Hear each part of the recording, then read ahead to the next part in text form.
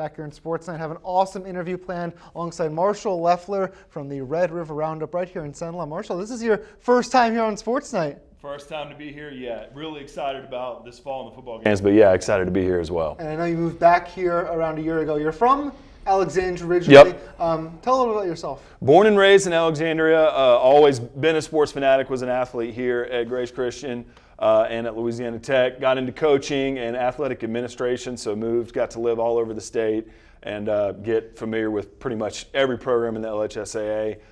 Coaching brought me back here, and now I'm working with 446 Sports and doing the Red River Roundup and trying to cover all our great Cenla athletes and having a blast doing that. It's our most anticipated games draft for the 2026 football and fifth quarter season. We are doing 4 rounds. The rule is you cannot pick the same team twice. So you and I can each pick the same team, but we can't repeat teams. So it makes it a little tricky in terms of when we get down the draft board, but I will let you choose first. You have hundreds of games to choose from. What is the number 1 overall pick for you here in the 2026 games draft? Well, I think as far as just the hype and just what it would say about the season and where those teams could go from there, I'm looking at that Ash Trojans versus Ruston Bearcats rematch. Ash went on the road, got it done against Ruston last year. Of course, Ruston went to the finals and was just a few seconds away from maybe winning the non-select bracket. So Bearcats will bring their show down to Alexandria this year after already going through a ridiculous week 1 and 2. So we'll get to see probably a matchup on the field that 5 years from now you may look at these rosters and have a college all-star team because of the division. Guys in the NFL, very possible too. Absolutely. So, but between just everything that Ruston has coming back with Hartwell and Powell, Kyle Williams returning as the defensive coordinator for them, and I haven't even mentioned Ahmad Hudson, who's the number 1 tight end in the country. Ash, meanwhile, with Alex Fontenot and Carson Sellers, Bryson Phoenix, they've all recently committed to Division I schools. Noble Williams and Kason Williams will be back in the backfield. 5 senior offensive linemen that you and I saw at the spring game could do anything they want with on offense. So Ash is reloaded. Coach Bachman, Coach Mercer, and that staff. It'll be a great game at the Butch here to kind of get the early part of the season. I believe that is going to be Week 8. Ash has been Ruston Week 8. the last 2 years, including a 17-point comeback last year. I'm going to come back around for my Ash game. And my first overall pick, I'm going to jump to Week 9. I can't believe we have to wait till November for this one. This is Leesville at Gina. These are 2 teams who were in the semifinals 2 years ago. Gina, of course, got to the state championship last year in a pretty wide open Division III non-select with Sterlington moving up. Union Parish, I know you covered for a long time. They lose their coach, so there's a pathway for Gina to get back to the Superdome despite some of the talent they lose. And what's a better way of getting ready for the state playoffs than having to play a 4A school like Leesville with Trell Broom, one of the most talented quarterbacks in the state of Louisiana, with an awesome receiving core and a great coach in Robbie Causey, who, if you look at Leesville, especially the last 3 or 4 years, trajecting up towards the end of the year. They won their last 4 or 5 games of the regular season last year. They did the same thing the year prior. So I can imagine Leesville on an upward trajectory going on the road to Guy Camp Memorial Stadium. It's going to be cold out. Gina is going to go ground and pound with Daniel Hatcher, maybe the early favorite for Cenla Player of the Year for 2026. That's what I'm super looking forward to. And Gina's got a loaded schedule, including maybe a championship rematch that you might be picking later on in this draft. But there might not be a tougher, more anticipated game to get them ready for another run to the Superdome than when they welcome in Leesville. Yeah, Leesville, they made a run in Division II a couple years ago. They always have talent that comes through their program. And then, what Gina's done the past couple of years, they've raised the ceiling, made it all the way to Superdome last year. Without a doubt, they're going to have plenty of games that are going to be top games in the area. So you got a lot of good ones left. Let's go with your second pick on the board for the draft. A team that Gina played last year that was probably, as much of a fun leading up to that week as any game in the area last year. That was Bunkie versus Gina. I think Bunkie has one of the best regular season schedules in the area. It's just week in and week out, whether it's district or non-district. They're going to be just exciting to follow throughout the season. I think that early season matchup, September 11th at home versus Calvary. Calvary made it to the Superdome in Division III Select this past year. That's the game you're going with, is Bunkie Calvary? I think that test early on, first of all, September 11th in the Grove, it'll be just a great atmosphere for the community. I think bringing the Cavaliers into town and just what Calvary's been able to do the past few years. People thought it was maybe a surprise that they made it to the finals. I didn't think so. These are two teams that are single-digit seeds in Division III Select between Bunkie and Calvary. Maybe you thought Bunkie exited a little bit earlier than we thought that they might have this last fall. So I know Coach Hillman, Coach Juneau, the way that they've developed players, the way that they have just kind of established the standard out there in Bunkie. I think that is a great early season matchup to where the whole state can bring, Calvary show on the road, but the whole state can look and see, look, we're not scared early on to test ourselves in D3 Select. That's a really tough bracket, so they have to be prepared early on in September if they want to be there in December. And that's a very nice early test for Bunkie, who loses maybe the best senior class in school history with Zion Lee and Kane Milligan and Dominic Palermo, and we can go on and on about the guys they've lost. This would be a nice statement for Coach Hillman and company to say, oh wait, we still are loaded with talent. We weren't just a class of 2025, class of 2026 guys. They love the talent that they have coming up, and what's a better way than to host a state championship caliber team and get a huge win at the Grove, maybe the toughest environment to play in all of Central Louisiana. Yeah, and some talented players on defense too. Mitchell Cuvion, he's really developed into a leader on that defensive line. It's a deep defensive line. They had a lot of speed last year, so they'll be ready for what Calvary does well. I'm going to, with my second pick, take my Ash game. I'm going to go week one.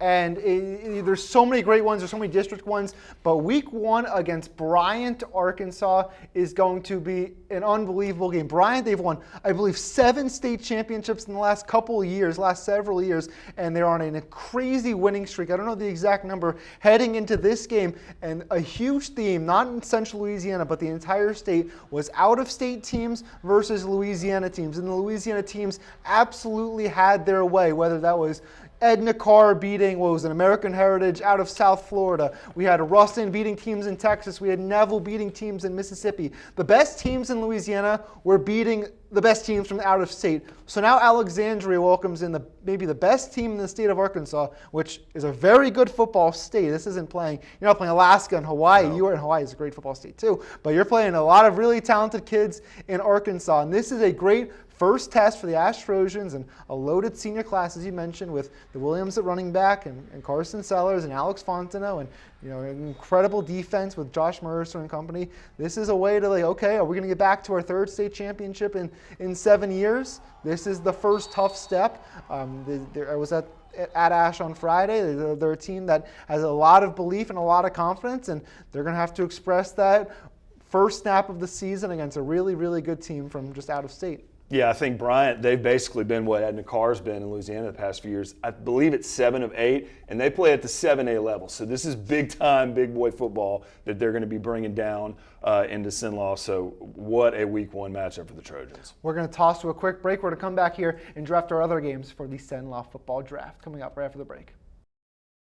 Coming back here on Sports Night, continuing our most anticipated Cenla football games for 2026 draft. That's Marshall Leffler from the Red River Roundup. Halfway through the start of round 3, some great games on the board. What's your next pick, Marshall? I think I got to go with another matchup where D1 talent is going to bring the headlines, and I think that's Week 7, Grant Cougars hosting the Marksville Tigers. Okay. Ahmad Sykes, from the get-go last year, had not only the whole state, but really the whole country on notice with a 10-touchdown performance against Montgomery, and he didn't slow down from there. The stat lines were gaudy. His highlight reels were numerous, and I think that with the way he's handled himself throughout his junior year, it's only going to lead to a senior year that's going to look similarly and really be successful for him. On the other side, Bam Lavallee, one of the most successful Cenla athletes in the past few years, not just in football, but in all sports. You and I watched him win a ring on the basketball court a few months ago. He's committed to Tulane currently. He can play quarterback and defensive back for the Tigers. Made a lot of plays for them last year in a lot of big games. Both of these teams like what they have returning. Talking to both Coach Felton and Coach Harper, they've been working hard at 7-on-7 here at LCU. And as the talent around them kind of gathers around those 2 stars for each team, there's some confidence going in there. Marksville also has Jaden Price, who's a D1 commit. He's going to return there as kind of that wide receiver option for Bam. So that'll be a great matchup with some studs on either side trying to score for both teams. I have another one.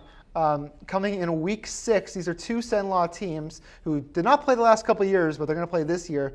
Manny at Avoyelles. When we talk about Division I talent, we get to see Kobe Smith on display, the UL commit, one of the top defensive players in the state, against an elite Manny rushing attack led by Daniel Thomas. I am extremely high on what Tyler Hastel and the Manny Tigers were building. They were the first team we previewed during our Inside the Huddle previews coming up last summer, coming off an 0-10 season. They win 6 games. They return to the playoffs. They win a playoff game, and now they return basically everybody on that team. They're great up front. I think they had a really strong show at the lineman camp in States. Yep. They're flexing their muscles on there. And Daniel Thomas, I think just as a junior, is starting to separate himself as one of the top running backs in the area and in the state. And Manny's another one of those programs that's on the upwards trajectory. And they're playing a team in Avoyelles who was just short of a district championship the last 2 years. And Coach Bannister doing a really, really great job up there. They have been competitive with a lot of great teams. And we're going to get a great Cenla battle when they take on Manny on their home field. Yeah, I love that matchup. Kobe Smith ran 80 tackles last year. Also starts on the offensive line, very experienced there. And Avoyelles we've seen make runs. Manny, I think they were 6-6 last year between regular season playoffs. I think the way their schedule sets up, they could go on a run and win maybe 8 regular season games or more if things go right for Coach Hassel. Love what he's done there going into his second season with Thomas and Kellen Cox, a quarterback returning. They lose a good offensive lineman in Lane Green, but they return a lot of those guys up front. And we talked about kind of how Division III non-select is a little more wide open this year with Sterlington heading out, and we'll see where Union Parish goes, but never count out the Manny Tigers, a team that's won 3 state championships in the last 11 years. Swoop right back into the mix and contention. Maybe we'll look up and they're playing a quarterfinal or semifinal. You got 1 pick left. You got a lot of great games to choose from. What's your last pick? Another game that is going to be a rematch of last year and 2 teams that have gone at it a couple years now, and that's going to be Week 5, the Tioga Indians hosting the Gina Giants that we've talked about. Tioga turning over a lot of names on offense. Their center, their quarterback, their wide receiver, their running back, all graduated. So they bring back Jackson Tarver Landry, Wesley Sherman, talented guys that kind of saw what good looks like for Tioga last year as they got a single-digit seed in the toughest bracket. They'll be down in Division II now, which will fit perfect for their 4A enrollment, and I think will give them a really exciting couple of years here to try to make runs at it year in and year out. So they lose that center, Tucker Landry, but they'll return a lot of offensive linemen that really did well last year, and that coaching staff, that's what they're focusing on in the summer right now, getting the trenches where they want it to be. And so as they kind of renew and try to go back and get another single-digit seed, they'll bring in the state runner-up in the Gina Giants, who will graduate. So those tight ends from last year, Cedric Wilson, Zadrian Cooper, some of those names that'll be gone. But you mentioned Daniel Hatcher.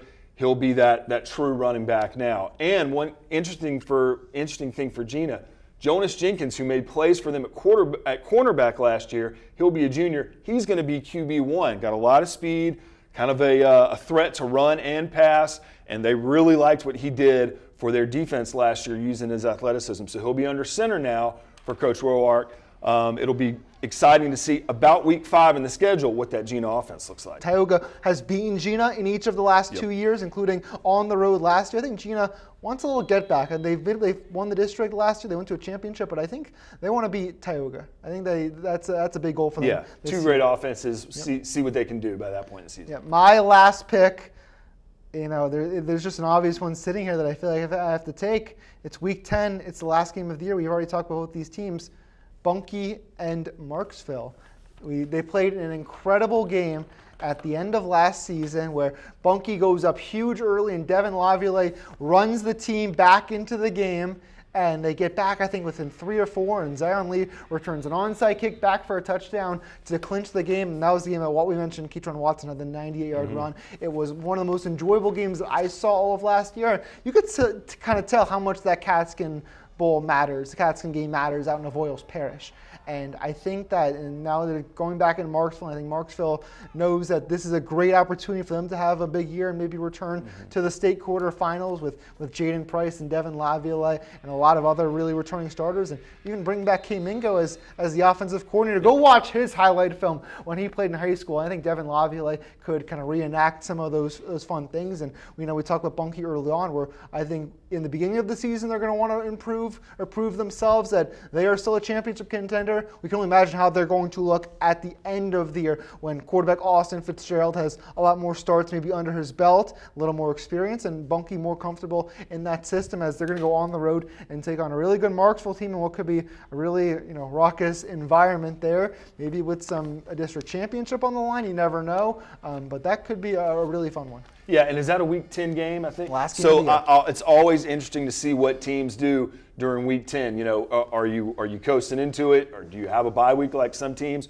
or are you playing the biggest rivalry game of the year, the Catskin game? That's what Bunkie and Marksville are going to do. So as they try to figure out what kind of playoff teams that they hopefully are by that point, they got 1 week there where the whole parish is looking to see who's going to win that Catskin game. I believe Coach Hillman's undefeated, coaching on both sides of that rivalry. So we'll see if the Tigers can give him his first loss. But, man, what a great late season rivalry here in Cenla. Marshall, thank you so much for joining. This was a lot of fun drafting the best games for the 2026 season. Yeah, I hate that we left a few out, but, man, I'm so excited. We could have done 10 rounds. Season. Yeah, there's going to be some great games. And like I said earlier, the coaches, players, and communities make it as exciting as it is. I can't wait for them. Awesome. We're right back here with our rising stars for the week after this break.